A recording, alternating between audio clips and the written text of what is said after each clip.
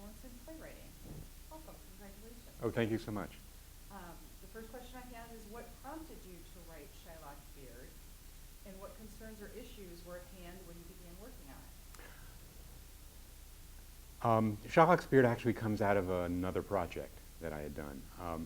The play is based on a real incident in my own life when I was working as a dramaturg. And working as a dramaturg on a production of Merchant of Venice, I knew when I was invited to do the gig at a theater company I had worked before, which will remain nameless, that I was going to be the only Jew working on the project. And what I suspected from the beginning was that the interestingly marginal, transitional, borderline role of the dramaturg in a production, who is both in the community but not of the community, empowered and disempowered, somehow replicated the role that Shylock has as the Jew in the world of Christian Venice. So I suspected that there might be a writing project there, which would be maybe a scholarly article, maybe a memoir. Like the character in the play that I ended up eventually writing, the events of my own life, much to my surprise, put me in more of a Shylock position than I expected to be. And what this turned into then was a writing project which was basically a memoir, which never got published. Partly because the personal events, which I won't describe here, were overpowering the narrative. And partly, I think, because of the difficulty of the craft of writing memoir. So I learned several things from that. One is I began to be fascinated as a scholar with the structure of rehearsal narratives, and I think it is a distinct genre which I have subsequently written scholarly work about, not only writing about my experience on that production, but about the genre as a whole. The other thing I encountered were ethical questions about the nature of writing about productions in which one is a semi-participant. And there are ethical issues and some ethical borderlines which I believe I crossed in the process of writing about something I had participated in without the advance permission of the company I was working for. So both of these resulted in some interesting scholarly sidelines. But above all, I learned that there's, in the craft of memoir writing, there's some really interesting issues about the craft of fact versus fiction. There were those cases I'm sure you're familiar with about of novels that turned out to be more memoir than fiction, things that purported to be memoir that turned out to be fictional. And what I realized was just how crafted memoir is, that the narrator of a memoir is in fact a fallible character, an unreliable narrator, who, like a character in any fiction and like a character in a play, has a journey to go on, experiences what Aristotle calls peripety and anagnorisis, reversal and recognition and reversal, whatever. And so this stuck with me during the time that I discovered that I was a playwright, which is only fairly recently. So having not succeeded in actually getting this memoir published and then discovering that I was a playwright, I realized that the premise of what had inspired me to write the memoir, a person who dislikes the Merchant of Venice, dislikes the character of Shylock, finds himself working on a production and finds himself in circumstances of his life that replicate the position of Shylock in the play and lead him to identify with the character which he doesn't like and doesn't like the idea that he is identifying with him, was too delicious a premise to abandon and had actually theatrical potential. So not only could I write a play about theatrical process, which has its meta-theatrical appeal, but I could use the play, and this has surprised me in the process of writing, that the play raised questions about how one creates art out of life. Because that's, after all, what we do in the theater, is use elements of life. Actors do this all the time. in order to be real in the moments of their performance. And so the character who is not an actor, who is the dramaturg on a production, trying to create a fiction that can describe his own situation and add artfulness to what in life is uncontrollable. Also related to the role of Shylock, who is a character who doesn't control his own narrative. So the question of who can tell a story, whose story you can tell, and how you tell your own story, all merged together. So I found this a very wealthy vein of ore to mine, and found that it led to great fun. I have to say I'm enjoying myself obscenely now that I've discovered that, that I have some facility at playwriting, which I never imagined that I would. I wrote my first play when I was 59. So I'm one of the oldest young playwrights that I know of. Interesting. Great. Let's talk a little bit about process. Did you get the idea one day and start writing? Did you have long periods of note taking? You experienced it, so. You know, it's funny. I don't have. I've written 3 plays now, and a bunch of developing what will be a suite of 1 act, of very short plays. So I don't know myself and my own working method well enough to know how I work. But I am surprised that the initial process is fairly quick for me. That once I have a sense of the story I'm telling and the structure that I'm telling it, it flows wonderfully. I do my best writing. This is not unique to me. I swim for exercise, and I get out of the pool with the scene ready to be written.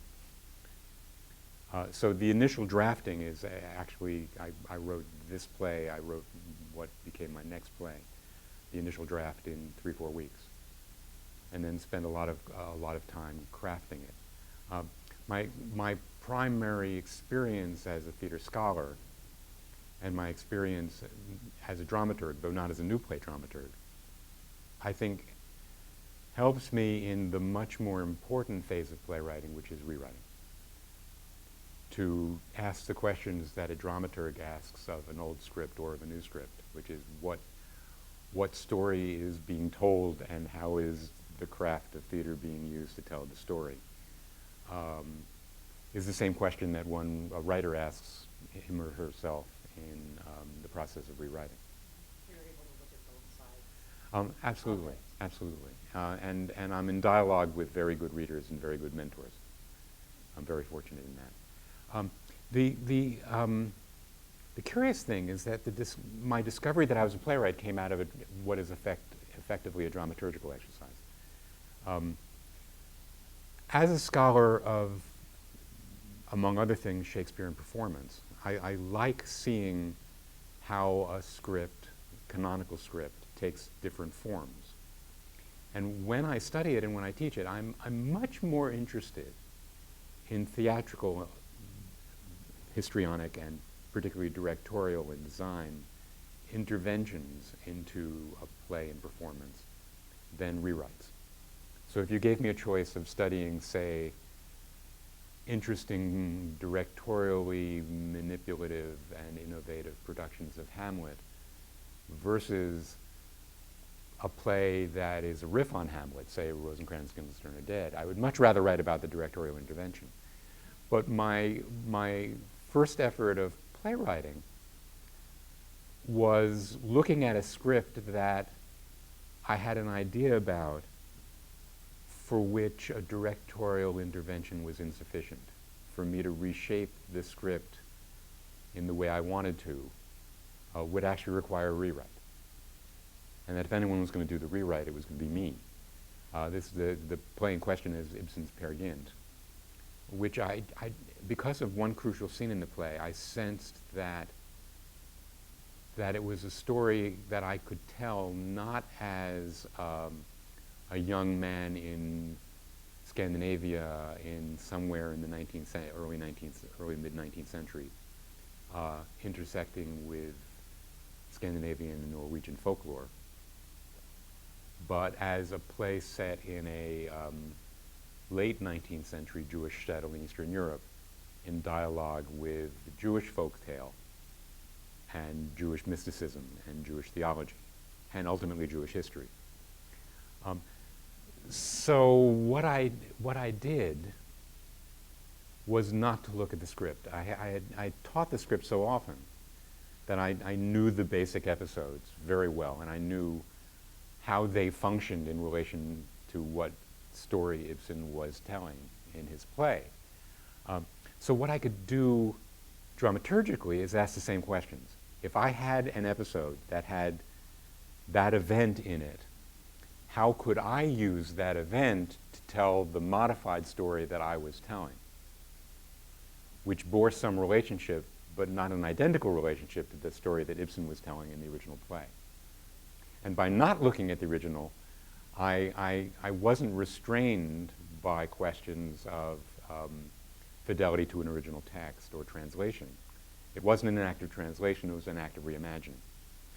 Just as, if you don't mind the analogy, Shylock's beard is to the events of my life that it is replicating. Not a translation, but a reimagining. If this particular dramaturg, who bears a strong resemblance to me, had a different set of circumstances or a different set of situations that he was dealing with, how would his story follow the same trajectory as the story that I did? And how can I shape that artistically? Just as the character, by the end of the play, this is Shylock's beard now, chooses to write a piece of fictional art, namely a play, that will reshape his own story. So presumably the play that we're watching is the one that he has written that bears a relation to his story, which I need to say is not identical to my actual story, nor are the characters in the play identical.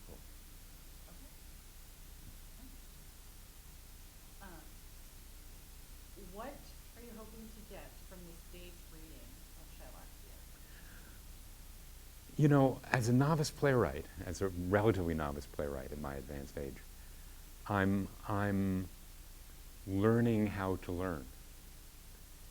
And my playwright friends and dramaturg friends who have been my mentors, I'll single them out by name. One is Ed Sobel, formerly of Steppenwolf, now at Temple University, who is incidentally a former student of mine, so I'm very fortunate to have reversed the roles with him. And the other is a friend and neighbor and very prolific playwright in the Philadelphia area, nationally produced, a man named Michael Hollinger.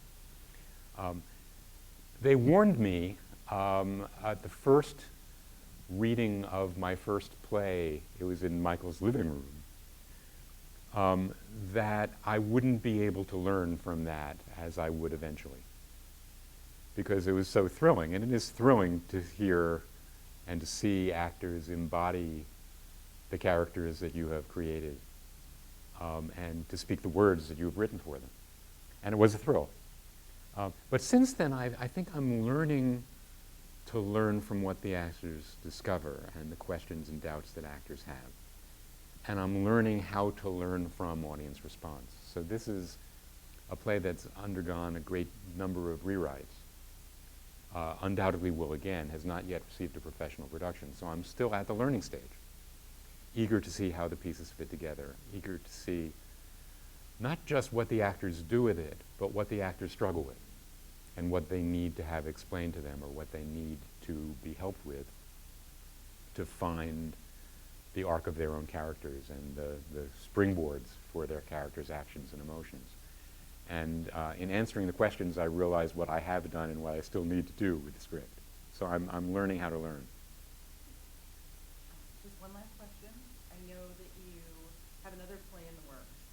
Is there anything you'd like to tell us about it, including subject matter and maybe why you chose that? It's funny, this also bears a relationship to the question of documentary truth and artistic fiction. I don't want to say too much about the premise because it's one of the things that emerges from the play in an interesting, I hope interesting way. But talking with one of my mentors and friends, I I said, I have this idea, but I need to do more research about the actual historical incident. And in the process of saying that over lunch, I then said, you know what? I don't have to do the research. I can create a situation that's just plausible. That plausibility, something that an action and a series of events that could happen and resemble things that happened, gave me more license than actually documenting a historical event, an historical incident, an historical character. The other inspiration for this play was certain readers being aware of my tendency as a theater scholar and longtime educator to lecture. So this new play, which is called 7 Lectures on Hamlet, is nothing but lectures. It's a one-hander where you see a single individual. It's a woman of unspecified color, which I'll explain in a second, giving a series of lectures, each of them on Hamlet, over the course of her long lifetime, over several decades. Each scene is a different lecture. But the play is not about Shakespeare, it's not about Hamlet, it's not really about academia. It's the glimpses that we get of this woman's choices and actions, self-esteem, identity, and her emotional journey over her lifetime, and particularly the choices she makes in relation to her country of origin, emerging from the colonial era, and undergoing a series of political upheavals. So what I'm hoping is that the path the character takes will surprise the audience, and that people will be surprised that it's not actually about Hamlet. I already have a couple of other things up my sleeve. What surprises me, I never knew this was going to happen, is that I actually don't have a shortage of ideas. Well, that's a good thing, right? Oh, absolutely. And at this stage of my scholarly life, and professional life, it's good to have, I don't think I've ever had so much fun as a writer as I have been, having discovered some aptitude, what I hope is some aptitude for this art form, for this side of an art that I've been involved with from so many other angles over the course of my career. That's great. I want to thank you today for your time.